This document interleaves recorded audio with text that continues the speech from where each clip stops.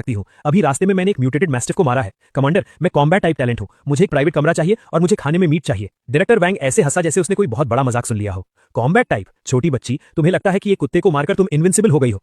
वो उठा और खिड़की के पास जाकर बाहर ज़ॉम्बियों की घनी भीड़ की तरफ इशारा किया।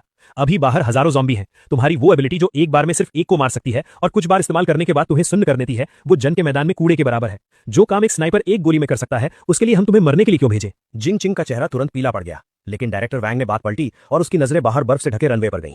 तुम्हारी एबिलिटी राक्षस मारने के काम की तो नहीं है, लेकिन किसी और काम के लिए बहुत सही है। भारी बर्फबारी ने सारे रास्ते ब्लॉक कर दिए हैं, सप्लाईज वाली गाड़ियां अंदर नहीं आ सकती और हवाई जहाज का रनवे भी बर्फ के नीचे दब चुका है। हमें एक लाइफलाइन रास्ता साफ करना है। तुम्हारी एबिलिटी बर्फ हटाने के लिए एक गॉड लेवल स्किल है। बर्फ हटाना? जिंग चिंग को लगा जैसे किसी ने उसकी बहुत बड़ी बेइज्जती कर दी हो। मैं एक अवेकनर हूं, मैं तो वो मेन लीड हूं जिसके पास गोल्डन फिंगर है, जिसे एपोकलिप्स की रानी बनना है, और तुम मुझे सफाई कर्मचारी बनाना चाहते हो? मैं नहीं करूंगी। मैं एक अवेकनर हूं, तुम लोग मेरी ऐसी बेइज्जती कैसे कर सकते हो? मैं ये नहीं करूंगी। डायरेक्टर वैंग के चेहरे की मुस्कान पल भर में गायब हो गई। यहाँ जो काम नहीं करेगा उसे खाना नहीं मिलेगा। चाहे तुम अवेकनर भी हो, तुम्हें काम के हिसाब से ही राशन मिलेगा। तुम चाहो तो मना कर सकती हो, लेकिन फिर वापस बाहर बर्फ में जाकर मरने के लिए दफा हो जाओ। उसने अपना हाथ हिलाया और पास खड़े दो सिपाही तुरंत आगे आए। उन्होंने अपनी बंदूकों की नाल हल्की सी ऊपर उठा ली।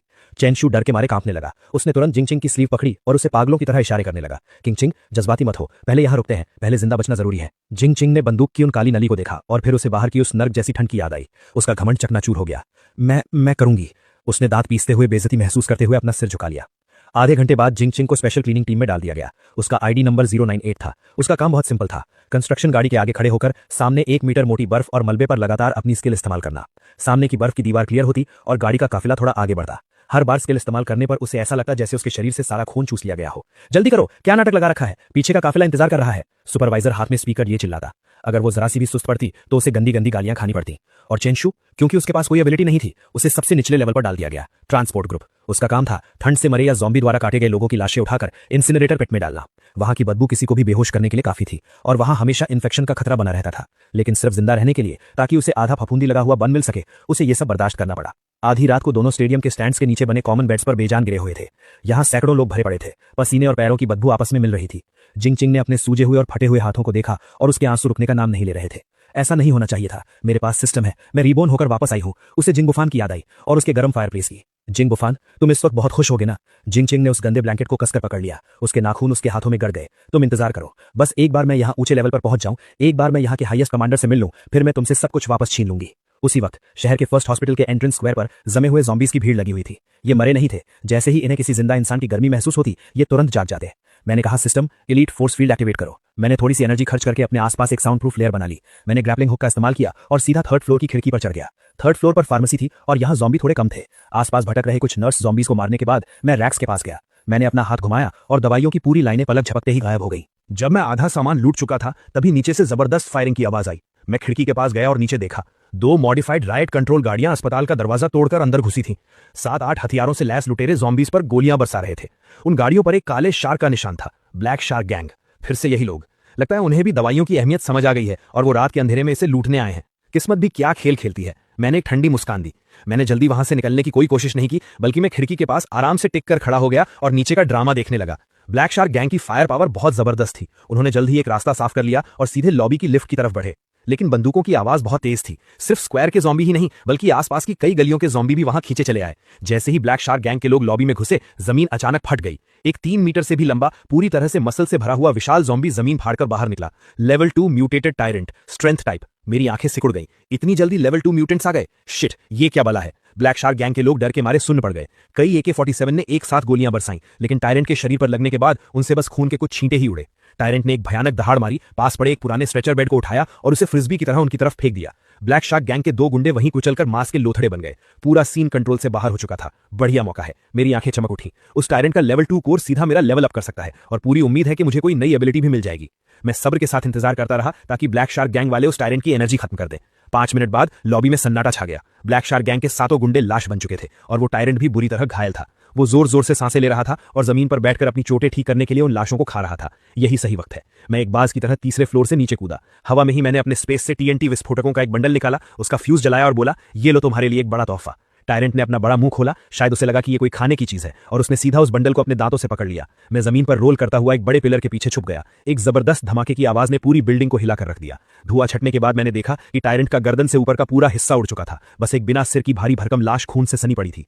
मैं आगे बढ़ा और मांस के उस चीथड़े में ढूंढने लगा। आखिरकार मुझे एक अखरोट के बराबर का कोर मिल गया। Got level 2 strength core, high purity energy source detected. क्या आप इसे तुरंत एब्जॉर्ब करके लेवल अप करना चाहते हैं? मैंने कहा यस। मेरे हाथ में रखा वो कोर पलक झपकते ही एक गर्म लहर में बदल गया और मेरी हथेली के अंदर समा गया। मुझे ऐसा लगा जैसे मेरे पूरे शरीर की हड्डियां चटक रही हैं और एक पागल कर देने वाली ताकत मेरे अंदर दौड़ रही है। System upgrade successful. Current level level 2। Unlocked new feature spatial blade level 1। Mental power खर्च करके रियलिटी स्पेस में 1 मीटर लंबा स्पेस क्रैक बनाया जा सकता है। ये किसी भी फिजिकल डिफेंस को इग्नोर करके हर चीज को काट सकता है। Ignore defence. मैंने अपनी हथेली को देखा और अपने दिमाग से उसे हुक्म दिया। मेरी उंगलियों पर स्याही जैसी काली एक पतली लाइन उभर आई। मैंने हल्के से पास खड़ी उस राइट कंट्रोल गाड़ी के मोटे आर्मर पर उसे घुमाया। किसी टोफू को काटने की तरह वो सख्त स्टील प्लेट सीधा कट गई, एकदम साफ और चिकना कट। ये हद से ज्यादा ताकतवर था। मैंने पूरी संतुष्टि के साथ अपनी एबिलिटी वापस ली और उन दोनों राइट कंट्रोल गाड़ियों को देखा जिनके इंजन अभी भी चालू थे। वो गाड़ियां उन सप्लाई से भरी थीं जो ब्लैक शार्क गैंग ने पिछले कुछ दिनों में लूटी थीं।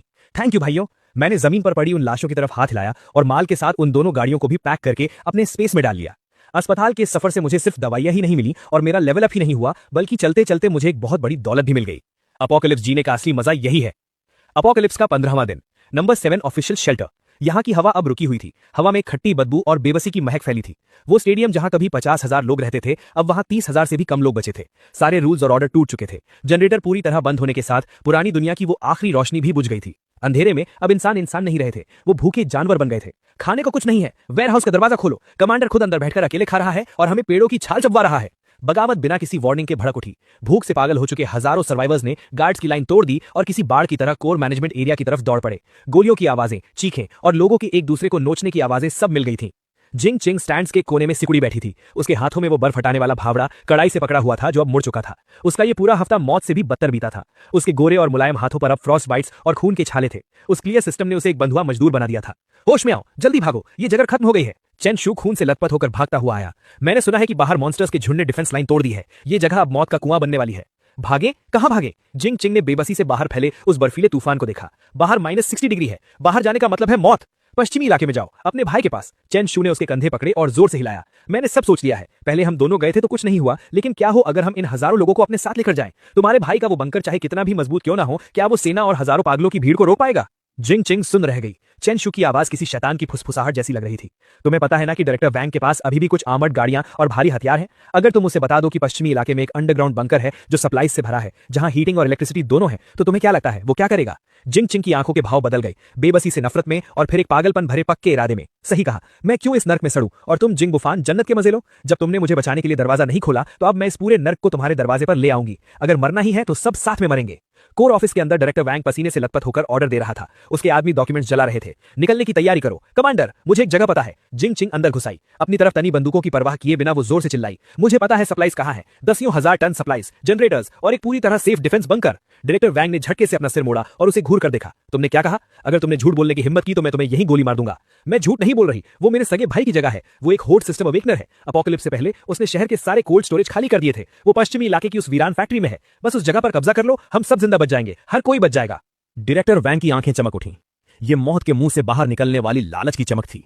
बहुत बढ़िया, सबको ऑर्डर दो। जो मरना नहीं चाहता, जो भूखा नहीं रहना चाहता, सब मेरे साथ चलें। टारगेट पश्चिमी इलाका। जो भी उसे फतह करेगा, अंदर की सप्लाईज उसकी। ये खबर शेल्टर में वायरस की तरह फैल गई।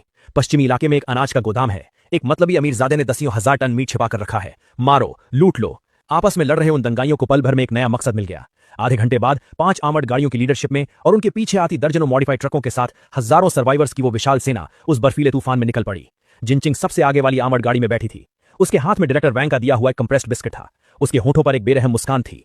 भाई, इस बार मैं तुम्हारे लिए पूरी सेना लेकर आई हूं। अब देखती हूं कि तुम दरवाजा कैसे नहीं खोलते। और इस सेना के सबसे पीछे जिंदा इंसानों की महक सूंघकर आए ज़ॉम्बियों के झुंड भी चुपचाप उनके पीछे लग गए थे। मौत का फरिश्ता अपना जाल बिछा रहा था। मेरे स्टील बंकर का अलार्म नहीं बजा, बल्कि उसकी जगह बीथोवेन की डेस्टिनी सिम्फनी बजने लगी। मैंने काले रंग का टैक्टिकल ट्रेंच कोट पहना हुआ था और मैं सेकंड फ्लोर की बुलेट प्रूफ खिड़की के सामने खड़ा था। मेरे हाथ में रेड वाइन का ग्लास था और मैं दूर से आ रही उस लंबी कतार को देख रहा था जो बर्फ में रेंग रही थी। तो आखिरकार तुम आ ही गए। मॉनिटरिंग स्क्रीन पर अनगिनत लाल डॉट्स देखकर मेरे होठों पर मुस्कान आ गई। सिस्टम इंटरफेस पर वार्निंग आई। Large scale enemy targets approaching. Enemy configuration, armoured vehicles, heavy machine guns X3, RPG rocket launchers, awakeners X12 और 3,000 से ज्यादा हथियारों से लैस दंगाई। Targets following behind, level 1 zombie horde X 5000 plus, level 2 mutants X 3। वाह, इन्होंने तो मुझे बहुत इज्जत बख्शी है। मैंने अपनी रेड वाइन का एक हल्का घूंट लिया। मुझे जरा भी डर नहीं लग रहा था, बल्कि मैं एक्साइटेड था। पिछले कुछ दिनों से घर पर खाली बैठकर मैं बोर हो चुका था। अपनी एबिलिटी को लेवल अप करने और पुरानी फिल्में देखने के अलावा कुछ था ही नहीं। मौत के मुंह में नाचने का ये मजा ही तो अपोकलिप्स का असली रोमांच है। गाड़ियों का वो काफिला फैक्ट्री से 500 मीटर की दूरी पर रुका। स्पीकर से डायरेक्टर वैंग की आवाज आई, अंदर बैठे जिंग बुफान, ध्यान से सुनो। हम नंबर 7 शेल्टर की ऑफिशियल रेस्क्यू टीम है। हम कानून के नाम पर तुम्हारी सप्लाईज और इस बंकर को कब्जे में ले रहे हैं। तुरंत अपने हथियार डाल दो और दरवाजा खोलो। अगर तुम कोऑपरेट करोगे तो हम तुम्हें स्पेशल एडवाइजर का दर्जा देंगे और तुम्हारी सेफ्टी की गारंटी लेंगे। Special adviser? मैंने माइक्रोफोन में हंसते हुए कहा, या फिर स्पेशल स्लेव? मेरी आवाज स्पीकर के जरिए उस पूरे मैदान में गूंज उठी और उसमें साफ साफ बेइज्जती झलक रही थी। डायरेक्टर वैंग है ना? मुझे याद है पिछली जिंदगी में, नहीं मेरा मतलब है मुझे पता है कि तुम्हें अवेकनर्स के टुकड़े करके उन पर रिसर्च करना बहुत पसंद है। तो क्या इस बार तुम मेरे स्पेस पर रिसर्च करना चाहते हो? डायरेक्टर वैंग का चेहरा उतर गया। उसने सोचा नहीं था कि मैं इतनी ढिठाई दिखाऊंगा। सीधी बात समझ नहीं आती तो लातों के भूत बातों से नहीं मानते। जिंगचिंग, तुमने कहा था ना कि तुम दरवाजा तोड़ सकती हो। ऊपर जाओ और बात करो। मुझे भी देखने दो कि तुम्हारे रिश्ते में कितना दम है। जिंगचिंग को आगे धकेला गया। वो हाथ में स्पीकर लिए आर्मर्ड गाड़ी के ऊपर खड़ी हो गई। जिंग बुफान, तुम चारों तरफ से घिर चुके हो। इन लोगों को देखो, ये सब भूख से मरने वाले हैं। तुम अकेले इतनी सारी सप्लाईज दबाकर बैठे हो। क्या तुम्हारा जमीर तुम्हें नहीं कचोटता? अभी दरवाजा खोल दो तो ये सब तुम्हारा एहसान मानेंगे, वरना अगर हम अंदर घुस गए तो तुम्हें चीथड़ों में फाड़ दिया जाएगा। चीथड़ों में फाड़ देंगे? मैंने अपना सिर हिलाया और अपनी उंगली कंट्रोल पैनल के एक लाल बटन पर रख दी।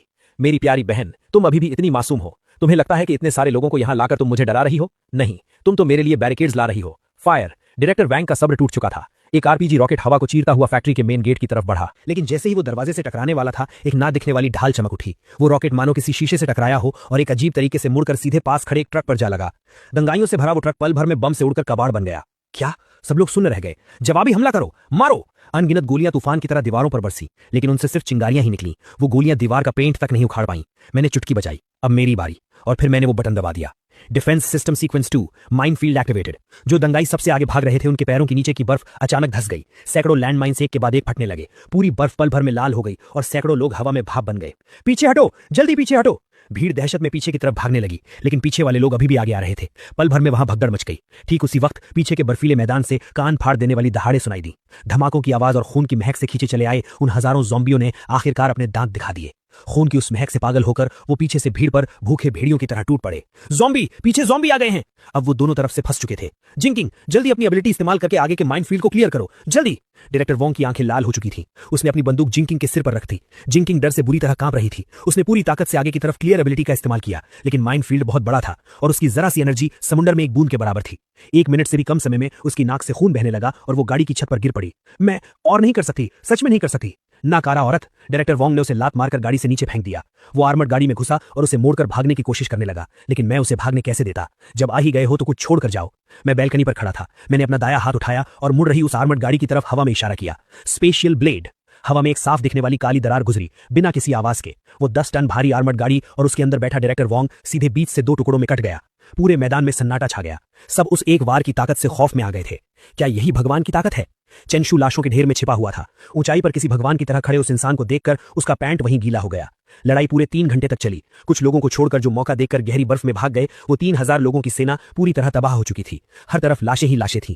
खून की गर्मी से बर्फ पिघली और फिर तुरंत जमकर लाल बर्फ की एक मोटी परत बन गई। ये जगह अब एक बहुत बड़े खुले कब्रिस्तान में बदल चुकी थी। ज़ॉम्बी की भीड़ का सफाया भी मैंने अपनी हैवी मशीन गन से कर दिया था। तूफान रुक चुका था। आसमान में एक फीका चांद चमक रहा था, जो जमीन पर इस नर्क को रोशन कर रहा था। मेन गेट के सामने अब सिर्फ 2 ही जिंदा लोग बचे थे, जिंकिंग और चेंशू। उनकी किस्मत अच्छी थी क्योंकि शुरुआत में ही उन्हें गाड़ी से नीचे लात मार दी गई थी और वो आर्मर्ड गाड़ी के मलबे के नीचे लाश बनने का नाटक करके छुप गए थे। दरवाजा धीरे धीरे खुला। मेरे हाथ में मेरी टैक्टिकल कुल्हाड़ी थी और मैं कदम बढ़ाते हुए उन दोनों की तरफ गया।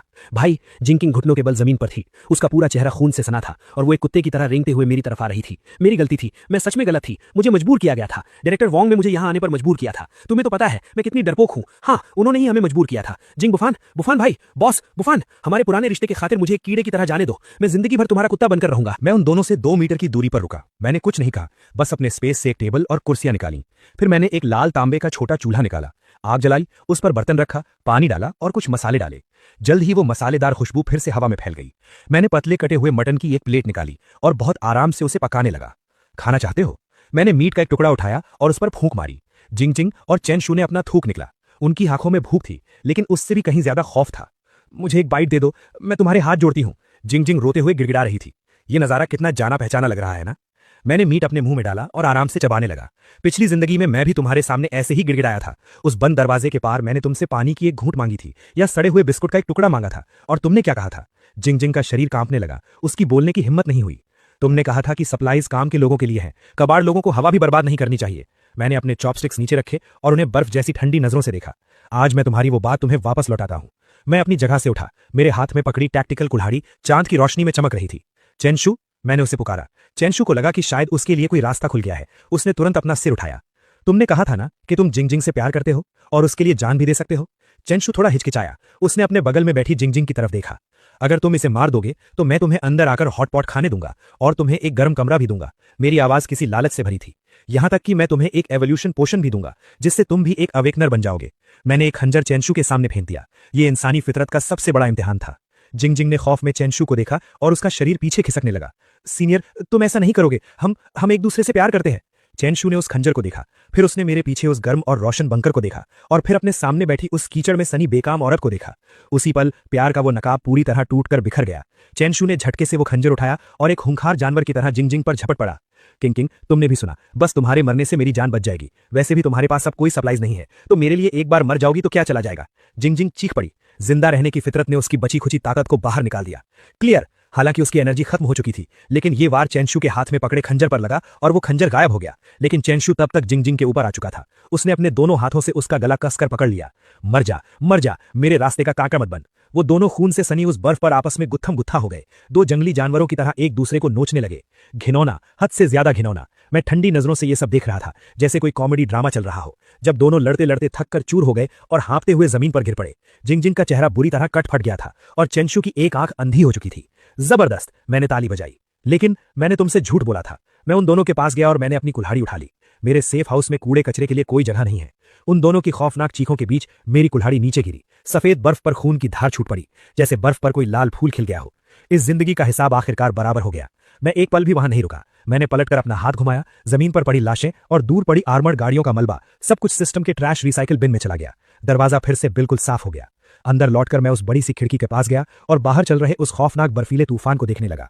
दुनिया मर चुकी है, लेकिन मैं अभी भी जिंदा हूं और मैं एक शानदार जिंदगी जीऊंगा। मैंने शराब की कैबिनेट से एक विंटेज विस्की निकाली और 2 ग्लास डाले। एक ग्लास मैंने जमीन पर गिरा दिया, पिछली जिंदगी के अपने उस बेवकूफ रूप की शांति के लिए, और दूसरा ग्लास मैंने आसमान की तरफ उठाया, इस बेरहम लेकिन शानदार नई दुनिया के नाम।